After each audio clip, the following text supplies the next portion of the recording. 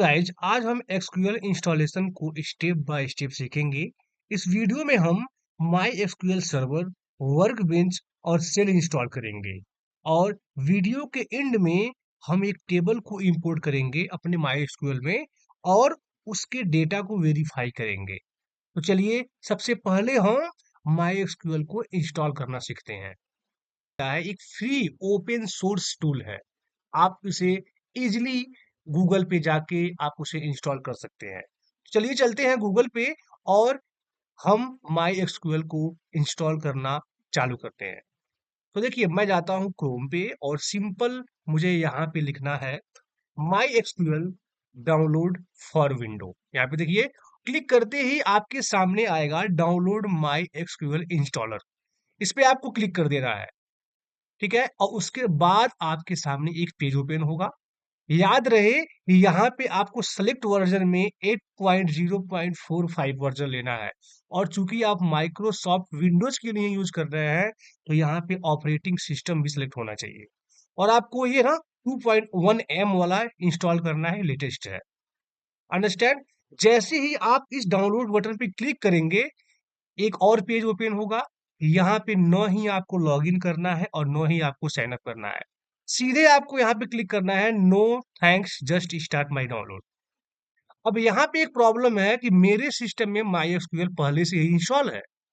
आप लोगों को मैं एक स्टेप दूंगा इसी पीपीटी में। देखिए यहाँ पे पीपीटी में अगर मैं आता हूँ तो देखिए पीपीटी में सारा स्टेप मैं लिख के रखा हूँ। सारा पीपीटी में बिल्कुल स्टेप बाय स्टेप है, बस आपको सिंपल प्रोसेस फॉलो करना है। देखिए एग्जैक्ट देखिए अभी पहले क्या बात किए थे कि हमें पैकेज इंस्टॉल करना होता है तो उसमें सर्वर होगा, वर्क बेंच होगा और माइक्रो माई एसक्यूएल सेल होगा, एक कमांड लाइन होता है। तो जब आप लोग इसके पैकेज को जब इंस्टॉल करेंगे तो वहां पे आपको तीन चीजें इंस्टॉल करनी होगी उसी टाइम। सर्वर, जहां पे हमारा डेटा स्टोर होता है, इसके बारे में हम पहले भी वीडियो में बात कर चुके हैं। माई एसक्यूएल वर्क में जहां हम अपनी क्वेरी को लिखते हैं और माई एसक्यूएल सेल ये कमांड लाइन होता है। बिल्कुल पूरे स्टेप को देखिए मैं आप लोगों के लिए पीपीटी में लिख दिया हूँ। देखिए वहां पे मैं गया था ना 2.1, यही इसी को आपको डाउनलोड करना है। नेक्स्ट चलते हैं।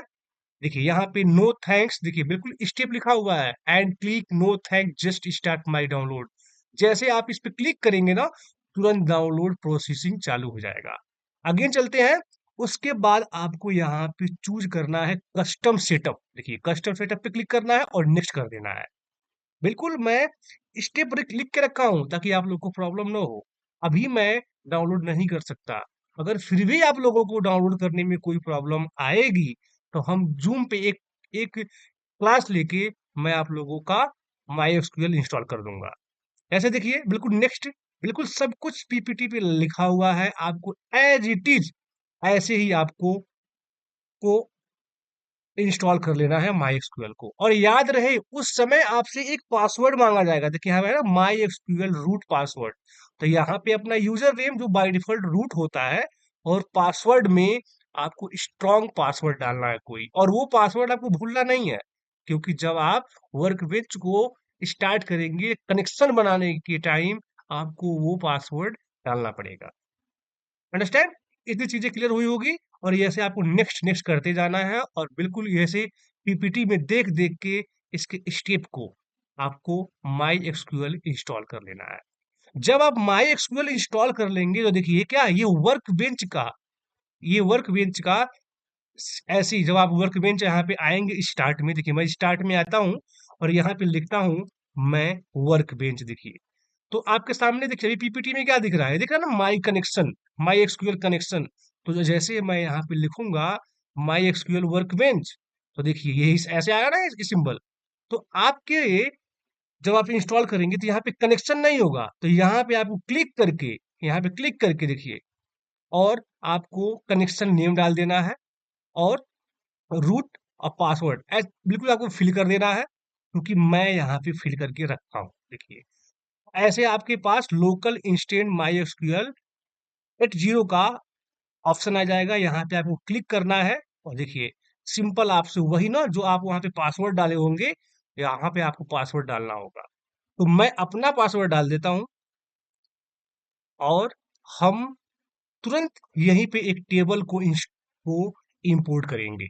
और जैसे कि हमने अपने वीडियो की स्टार्टिंग में ही बात किए थे कि हम माई एसक्यूएल को इंस्टॉल करेंगे और एक टेबल को इंपोर्ट करके उसके डेटा को हम देखेंगे। तो टेबल इंपोर्ट करने से पहले मैं आप लोगों को बताना चाहता हूं कि जब हमारा हम डायरेक्ट टेबल नहीं इंपोर्ट कर सकते। हमें पहले एक डेटाबेस बनाना होता है। उस डेटाबेस के अंदर टेबल्स होता है।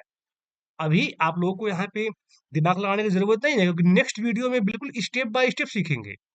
अभी सिर्फ मैं दिखा रहा हूं ताकि आप लोगों के अंदर कुछ आप लोगों को कुछ ऐसा लगे कि हाँ वाकई में कैसे चीजें चलती है, कैसे टेबल बनता है, कैसे डेटाबेस बनता है। तो उसके लिए देखिए सिंपल आपको यहाँ पे लिखना है। पहले एक बनाना है डेटाबेस। सिंपल लिखना है क्रिएट क्रिएट डेटाबेस। देखिए डेटाबेस डेटाबेस के नाम आप कुछ भी रख सकते हैं। मैं रखता हूँ ABCD। इससे आसान तो कोई हो ना सकता। और सेमी कॉलन प्रेस करना है और कंट्रोल इंटर प्रेस करना है। देखिए आपका एक डेटाबेस आप बना चुके हैं। देखिए है ना, क्रिएट डेटाबेस ABCD। और देखिए राइट साइड में आपको स्कीमा दिखाई देगा। आपको है ना स्कीमा, यहाँ पे जैसे आप रिफ्रेश करेंगे ना, देखिए आपका डेटाबेस यहाँ पे दिखाई दे दिया। अब ये डेटाबेस के जो है ना आइकन, इस पे क्लिक कीजिए। देखिए अभी इसमें टेबल नहीं है। ये डेटाबेस के अंदर टेबल है, व्यू है, स्टोर प्रोसीजर है, फंक्शन है। तो अभी हमें टेबल लाना है। टेबल हमारे पास है नहीं। अब टेबल बनाना तो हम अपने नेक्स्ट क्लास में सीखेंगे। तो हमें टेबल बनाना नहीं है, हमें टेबल को अभी इंपोर्ट करना है। तो इंपोर्ट मैं आपको डेटा दिखा देता हूँ। देखिए अगर मैं आता हूँ वीडियो में आपके सामने, मैं देखिए डेटा रखा हुआ ना, यही इसी डेटा को मुझे वहां पे इंपोर्ट करना है। देखिए इसी डेटा को मैं माई एक्सक्यूएल में इंपोर्ट करता हूँ। ये देखिए ये डेटा है ना, इसी डेटा को मैं यहाँ पे इंपोर्ट करूंगा। तो इंपोर्ट करने का सबसे सिंपल है। देखिए इसी टेबल पे ऊपर जाइए, राइट क्लिक कीजिए और देखिए ना टेबल डेटा इंपोर्ट विजार्ड, यहाँ पे आइए।